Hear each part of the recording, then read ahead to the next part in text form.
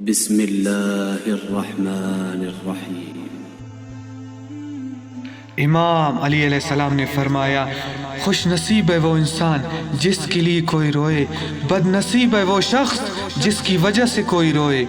امام علی علیہ السلام نے فرمایا، فجر کے وقت اگر خود آنکھ کھولے تو سمجھ جاؤ کہ اللہ تم سے راضی ہے۔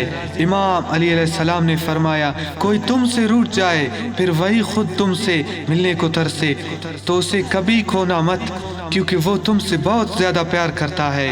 امام علی علیہ السلام نے فرمایا، یاد رکھنا دو اعمال ایسے ہیں جن کا ثواب کبھی تولا نہیں جا سکتا، پہلا معاف کرنا اور دوسرا انصاف کرنا۔